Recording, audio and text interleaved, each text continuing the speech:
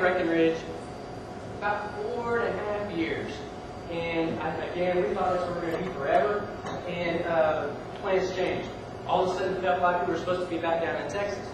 And so that was real weird to me. We thought we were going to be in Breckenridge forever, snowboarding and skiing a lot. So we moved back down to Texas. And Sky Ranch, you guys all know Sky Ranch. That's how I met Ryan. We worked at Sky Ranch together. That was an amazing time. I wanted to come back full-time to Sky Ranch, but the timing wasn't right. Things didn't work out for me to be back at Sky Ranch. And there was only one thing that seemed to be open. That was selling cars. Anybody's family that mom or dad sell cars? Yours do? Yours do? Yours do? Cool. So I'm on this car lot selling Chevrolet, which if you know me, that's a real hard fit. I'm wearing this tie, and the dealership I work for required to wear a tie and dress shoes and everything. It was real weird. Real weird situation. Real confusing. Not at things that I would have pictured at all. I never would have guessed that I would be selling cars in Plano, Texas, in Dallas. So do that for 6 months. Then Sky Ranch door opens. So I get to come back here to Sky Ranch. I move out here. We moved to Mineola and then Glendale. Working with Ryan. Do that for 3 years. September comes. Real crazy turn of events. I get laid off at Sky Ranch. That job is done. So I'm like, wow, I want to be at Sky Ranch forever. Didn't tell you guys that part. I said, Lord, I want to be here forever. I love Glendale. I love this town. I just want to stay here. I really want to be here for a long time. Lord had other plans. Now I'm in the midst of kind of a transition, looking for what the next step is. Don't know what it's going to be yet, but I'm excited about the next step. So you guys see a pattern here the last few years? What's the pattern? Any guesses? A little louder. Say a little louder. What? Any patterns you see in my life the last few years? What? What? That's a good one. That's a real good one. Good. Yeah, I can't hold a job. Thanks. What else? Any others? What? I moved. Yeah, I moved around. I moved around a lot the last few years. Several different places. Several different things. Things. What? Yeah, exactly. The plans that I thought were going to happen through my life didn't turn out at all like I thought they would. I kind of had things mapped out in Breckenridge. I thought, yep, we're going to be here forever. Didn't happen. I thought right away when I'd be finished in Colorado and come back here and work at Sky Ranch. Didn't happen. Lived in Dallas for several months. Came back here to Sky Ranch. Thought I was going to be here forever. Didn't happen. Lord had other plans. God has incredible plans for our life, and anytime that we jump ahead of Him and think, you know what? Here's what I'm going to do with my life the next few years. I'm in control of my life. Here's what I want to do, and this is what's going to happen. Even talking about high school, what you're going to do in high school. If you're in 8th grade, starting next year, if you're in 7th grade, a couple years from now, what's going to happen? We don't know. I don't know what's going to happen in the next 10 minutes. I don't know. I'm going to be finished talking here. I'm going to hang out with you guys, but I don't know. What if I get a call? One of my kids is sick and I have to leave. No one knows what's going to happen in the next 10 minutes. Much less in a year or two. And so that's what these guys in this passage were saying. That's some of the things they were trying to say. I'm going to read it again, and I want you to listen to a few things. It's in James chapter 4 again, if you're there. Look here, you people who say, today or tomorrow we are going to a certain town and stay there a year. So these guys are saying, hey, today or tomorrow we're going to go to this town, we're going to stay there a year, and we're going to make some profits. We will do business there, make a profit. And then here's what James says. How do you know what will happen tomorrow? For your life is like the morning fog. It is here a little while, and then it's gone. So there we know our lives are real short. How many of you know someone's died this year? Yeah, real sobering thought. We know people that die. People die in our family. It's a sad thing. It happens in life. Life is short.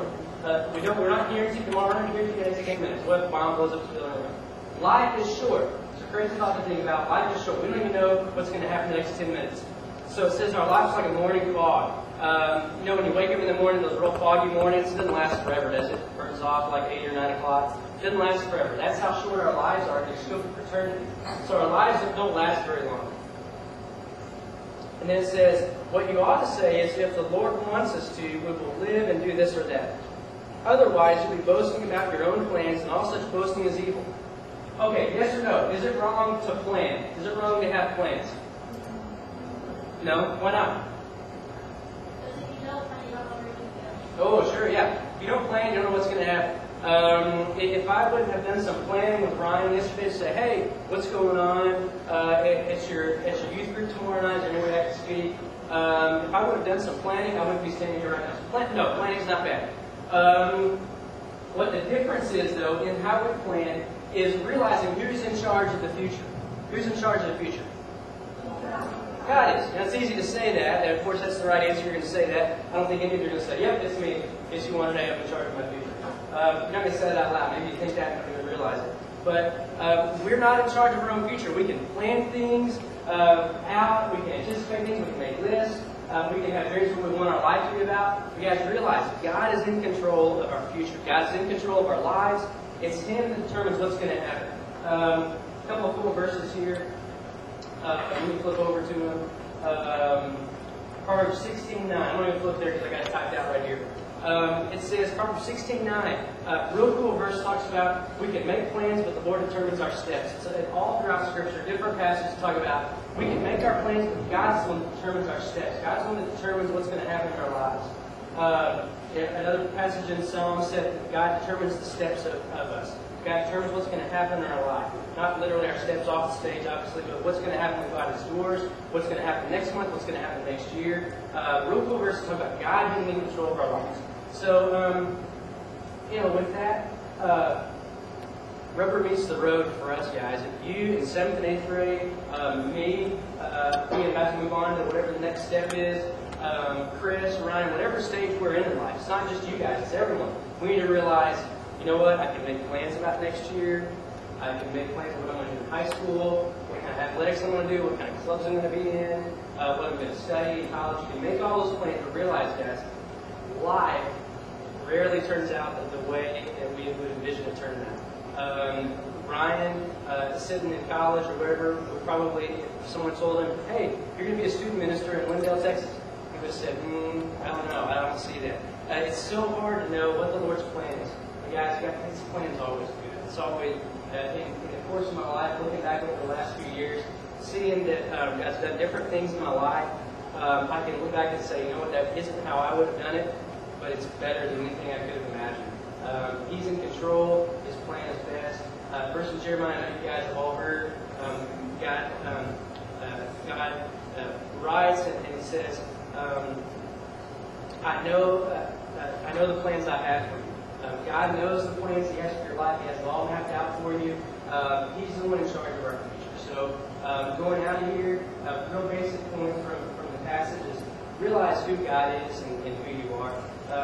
Real simple, we're not God. And I think that's not a big kind of thought that you guys have thought of before. We're not God, and He is. And so He's in charge of the future. Whatever plans we have, as a 7th or 8th grader, looking forward to saying, you know what, I have plans to go to in high school, play someone in college, but He is God, and He has things in control. And He's the one that writes what's going to happen in my life. So, real simple kind of thing to talk about, real hard to kind of grasp. So I would hope that kind of as we go out of here tonight, that'd be something that would stick with you to say, God's in charge of my future. That's the only thing that you get tonight. God's in charge of my future. He's in charge of my life. I can make plans. That's not a bad thing. But not like the guys in the passage in James. They were making plans as if God didn't exist and bragging about it. Yeah, we're going to go do this tomorrow, and I'm going to do this, and I'm going to do that on my own accord, and just within myself, without even acknowledging that God is the one that originates our steps and makes our steps. So that's it. What I want to do is for you guys, give us a little bit of time just to pray and thank the Lord. We're just going to wrap it up. And, in that, taking a moment, just talking with Him, saying, God, here's what I feel like You taught me, and pray that it sticks to your heart, pray that it sticks with you, beyond just when we leave here. So let's spend a few moments in prayer, and